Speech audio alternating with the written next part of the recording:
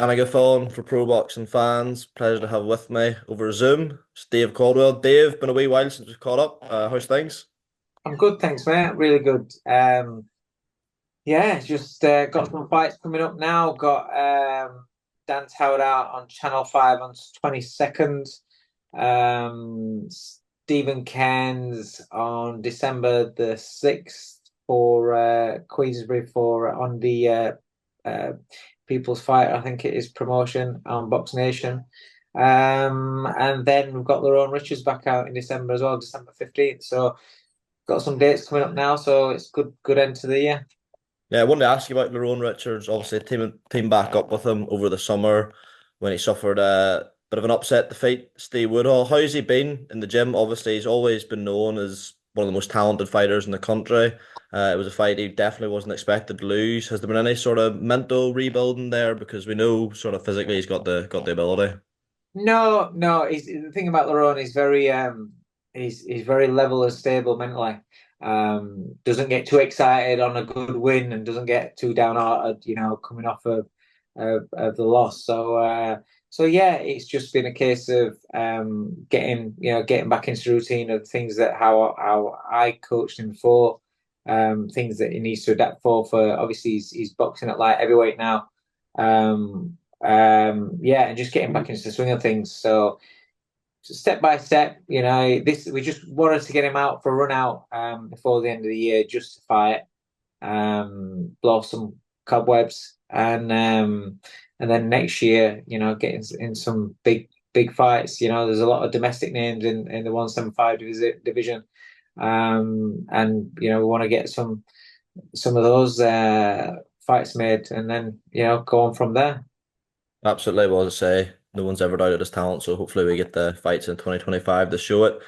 Dave, I want to talk to you about the weekend just past boxing before we come on to what's coming up. So obviously Jerome Boots Ennis retain his IBF welterweight world title in a much more entertaining fight with Karen Chukhadzian than the first meeting, but potentially a much more competitive fight. Well, definitely a much more competitive fight. People coming away with sort of more questions than Yeah. answers. What did you make from Boots' performance? Enjoyed it. I'm a big fan of Boots, but it's like I was saying to the lads in the gym. His last fight as well, his last couple of fights, he's more. I think he's trying to entertain more. He's trying to be the superstar that everyone's perceiving him that he's going to be. Um, Standing in the pocket more, forcing the attacks, forcing the power punches a lot more, which means that he's getting caught a lot more. If you look through, the early main bulk of his career, it's very sharp, slippery, hard to hit. Whereas now he's kind of like more in your face, and he's getting hit in the face a lot more. The performance from the other night, it was a better fight to watch for fans, and it was a better rematch than the original. Um, but on that performance, for me, if he fights like that, um, going up to 154, I think Madrimov beats him, and I think Crawford beats him. But the this I don't know if it's sometimes fighters can get a little bit sucked into all the hype. Big puncher, exciting fighting, going to be a superstar, is the superstar, new face of boxing. Everybody's scrambling trying to get to that, so they can be, on the big shows, getting the big money, obviously. Also, promoters are always demanding that, fighters, it's not enough to win. You've got to go out there and be exciting, make a statement. So the pressure's perhaps coming onto the fighters where they may be taking more chances, but also if there's nothing wrong with being a slick, elusive fighter that also bangs you at the same time, rather than just taking one to land what you need to land. And if you're going to do that, then you're going to play Russian roulette, and you may not look as great. You've got to get inside the mind of the fighter to see why they're doing what they are doing. When you've seen the bulk of the career, they are so talented defensively as well as offensively. As well as criticism of Boot's performance, the corner work from his dad Bose also came under a fair bit of flack. I mean, obviously we don't see the full minute of every round, but from what was shown on the zone broadcast, there didn't seem to be too much more apart from, go and knock him out, he's ready to go. What did you make of that from the trainer's perspective? First of all, I'm not really. I'm not. It's not that I'm criticizing Boots' performance. It was a good performance, a good fighter who came to win. And let's not think about those. It was a good opponent. He tough game, throwing punches back. And if you're gonna be in that pocket, you're gonna get hit back. This is boxing. So I'm not criticizing his performance. I'm just saying that if he chooses to fight like that against the likes of Madrimov and Crawford, who are technically better, who are very, very smart and will also set traps for you, Yeah. have phenomenal boxing IQs, both of them, then that's why I'm saying it'll come unstuck. But I enjoyed the fight. I enjoyed the performance as a neutral. In terms of the corner and his dad, again, we don't hear it all. What we did hear is obviously I don't know if it's from about round 7. He was just like go out and get rid of him, go and get rid of him, which is fair enough if you're being told how to get rid of him, what adjustments you need to make in order to get rid of him, because obviously round after round, what you're doing is not working. It's no good just saying go and get rid of him. You need to say the reason why you're not getting rid of him is because of this. If you change that and do this, then maybe we can get rid. But again, we are only hearing a snippet of a minute's conversation. That instruction could have come, and then they said, "Now go and get rid of him." But also just when you can, if you fighter better than anybody, and sometimes you can see that if there's a frustration starting to build up in the fact that he's not got rid of him, then me personally, I wouldn't be saying just get rid of him, just go and get rid of him, because that command is perhaps making him feel even more as though he's failing to carry out the command. He's failing to produce what he's being expected to produce, which creates more frustration, more tension, and then he trying too hard. But again, you've got to know your fight. You've got to know the conversation that's going on beforehand. They have another fighter in the card with a lot of hype around him, one of boxing rising stars, but delivered in a big way was Bam Rodriguez with a third round stoppage win over Pedro Guevara. Just seems to be getting better and better by the fight. Yeah, deserved hype as well. What an outstanding fighter. 24 years old, absolutely outstanding. The kid's just growing from strength to strength. He had a bit of a tough night, and he went back to the drawing board, improved. He said himself in the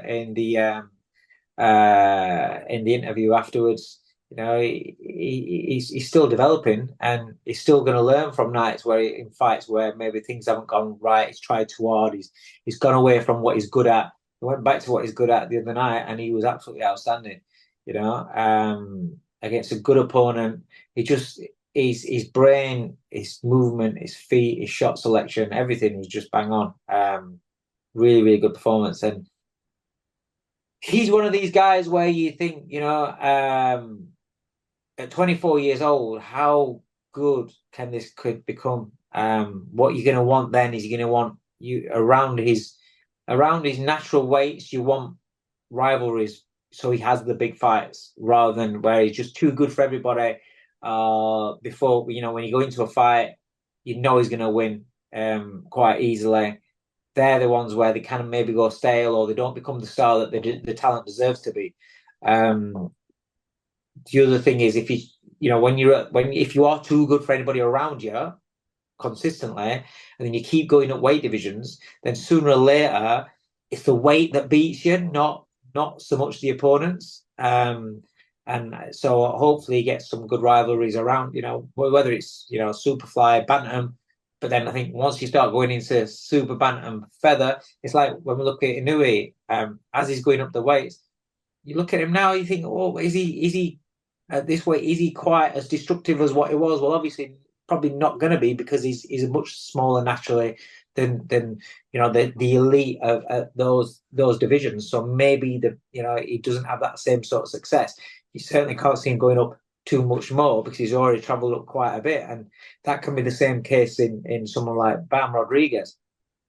One of the names mentioned as a potential next opponent for Bam by Eddie Hearn was Chocolatito Gonzalez. Obviously, Bam sort of ticked off the other three kings of that Superfly era, but when it was mentioned by Eddie, sort of people on social media was obviously Chocolatito's potentially on the back nine, I think 37 now. Is that a fight you'd like to see? I'm a I'm a big fan of Bam. So for him, yes, but I'm also a massive fan of Chocolatito, and I've got so much respect for what Chocolatito has done in his career, and also how he's come back from his defeat. You know, a couple of years ago, he had a couple of bad defeats. Um, what was the champ? What was the other guy's name? I forget. I think the Filipino. Um, that's it, yeah. And he's rebounded back from that, and it was like, wow. I wouldn't want him, you know, at 37. I think Bam is too good, too fresh, too mobile for him, too sharp for him. I think at this stage of his career, I think as a Chocolatito fan, you won't want to see him go into that. But as a blatant neutral, of course, why not? Right, Dave, let's talk about something very much on the other end of the boxing spectrum. Jake Paul, Mike Do you Tyson. have to? We have to. We have. I can't believe I'm transitioning from Chocolatito to Jake Paul, but Yeah. such is the beast. Can you believe we're actually here? Jake Paul, Mike Tyson this Friday night. It's gonna be like the Twilight Zone. I don't know if I know the you guys concept want of the show, yeah yeah. want to know about Twilight Zone, but yeah, it's when you go into a different dimension. It's all fucked up, and that's the reality, and that's what this is. You know, I get it. It's huge because you've got Jake Paul, regardless of what you think of him, he's done a fantastic job in being this unbelievable YouTube star that whatever he picks to do, he will have a huge following. There'll be eyes on him because of his following of him. He's come into boxing, he's, you know, fetched over all these kids that don't know anything about boxing, and they're looking at this, and the way that he speaks, he's very, very clever. It's like talking about, yeah, this will be one of the greatest wins in boxing and shit like that, one of the biggest wins in history and all that.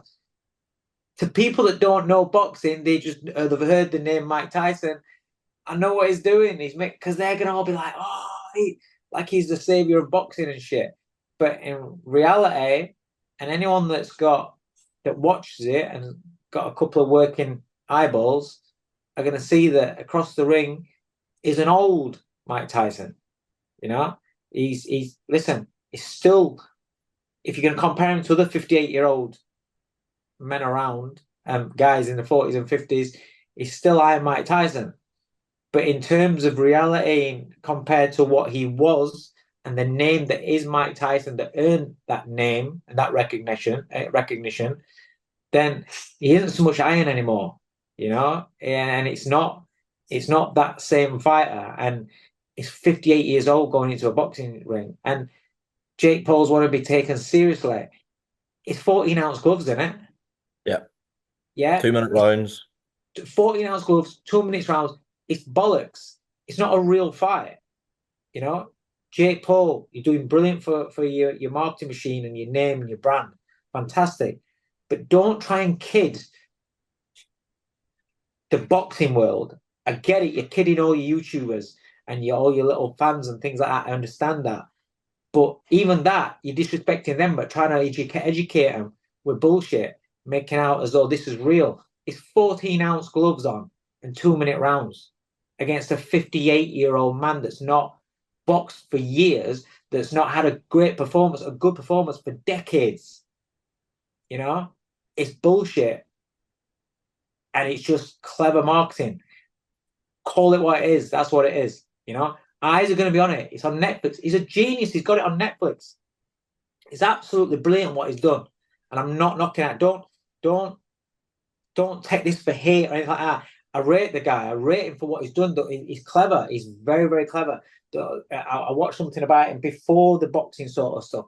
I watched something where it was about him, how he's created his name and his following.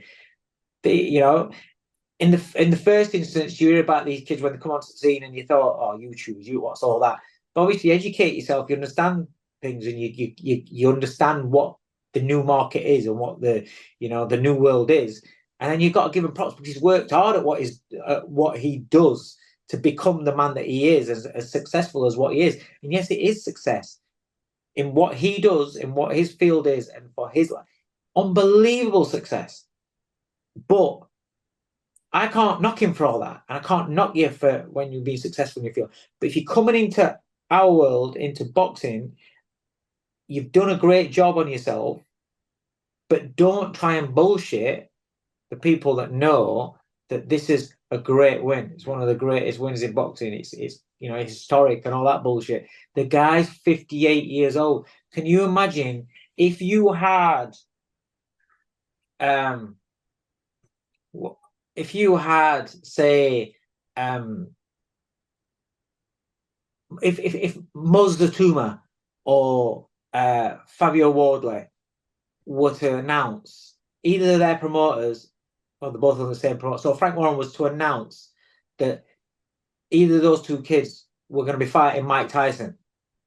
Can you imagine the ridicule and the fucking uproar that would create? Yeah? Yeah. Well, so Jake Paul's done it and he's doing it, but he wants to be taken seriously. Come on. Start fighting some guys that are real fighters, not people that have turned to boxing from basketball or whatever, or people that are 58 years old, then you'll get respect, then you'll get respect, and it won't be a problem, But if it's in proportion, I ain't got a problem with all these sort of fights where the misfits and stuff were at the same levels, and they're not calling out Canelos and people like that. He's talking about fighting Canelo and shit like that after this is because he deserves that fight. No, that's where it spoils itself. But this is an exhibition, and it's not a very nice exhibition, but it's an exhibition. 14-ounce gloves on, 2-minute rounds. Don't tell me that's a professional boxing match. You touch on those rules there, the bigger gloves, the shorter rounds. Obviously, it's being billed as a professional fight, supposedly going on the records. Do you envisage it being treated as an exhibition, like the pair up in the ring? I mean, there's been rumors of these sort of agreements in Jake Paul fights before, or can you see like a knockout either way in this? I would hope, I would hope that there's some remnants of the legendary Mike Tyson left in him. And he slips and crashes an almighty left hook against Jake Paul's chin, knocks him spark out, and then reality can come back to life. That's what I would hope. I don't know what it is. It could be scripted, it's pantomime, it's showbiz, it's entertainment, it's WWE type, whatever you want to call it. It's not a real professional boxing match. You've got 14-ounce gloves on. It's bullshit, and it's an exhibition, and it's great that Mike's getting a big payday. I just hope that whatever happens, that his reputation and his health are fine at the end of it. Regardless of what it is, regardless of whether it's a win or a loss. It is what it is. I just want Mike Tyson's health and his reputation to be intact, because he's a legend of the sport. I don't like any of these legends where they carry on going. I mean, Holyfield carried on too long and then did some exhibitions, and you keep seeing, Roy Jones has won. I remember these guys from when they were great. The new generation only see them as what they are now. They don't know what they were. They don't appreciate what they were. They're just seeing these guys fighting at like 40s, 50 years old plus, and see that slow guy that's, a little bit soft and not in the shape that he once was. And they think that that's it. But it's not. And I don't like seeing that. But listen, the grown men, the legends of the sport, for whatever reason they want to do it, they're doing it, and that's how the world is now. Yeah, last one, we'll wrap up on something that very much is a real fight and has obviously just been swallowed up by the sort of madness around the main event. Is Katie Taylor, Amanda Serrano too. Obviously, a rematch of what many people would say is the best female boxing fight of all time. Just quick thoughts on that. Repeat the revenge. What do you think? Oh, I don't know. That's a good fight. The first one was unbelievable. A lot's gone on since then. A lot of time's passed since the first fight, but the first fight was incredible. I remember watching that, and that's the first time that I saw Serrano box, I think, and I couldn't believe technically how good she was. It was just, I think at the time that was the best fight I've seen in the women's game technically. You know, I thought they were both so good, outstanding. And what a platform to be on for all the negatives that I've just spoke about in my mind for the main event. The positives is Jake Paul's got it on Netflix. So Yeah. the audience is huge. So everybody that's on that bill, crack on, enjoy your night because the publicity and the profile that you're getting, profile boost that you're getting on that is incredible. I expect so many eyes on there because you've got Tyson's name, you've got Jake Paul's name. It's going to be incredible viewing figures. So those two ladies they've got it all to play for. Who wins? I don't know. I don't know. I'd like to see Katie Taylor win. I'm a big fan of Katie's. I've always been a big fan of Katie's. I'll be honest with you. I haven't seen enough of Serrano since that fight. I've never. I can't say I've watched a box since that fight. I've seen Katie box, but when you've only seen one person fight since then it's hard for you to call who's going to win the fight. So yeah. So I just hope that Katie Taylor wins the fight. Absolutely. Look forward to it. Dave, I've taken up plenty of your time. I'll let you get on with your evening. Thanks very much, mate. Appreciate it. Cheers, mate. Nice one.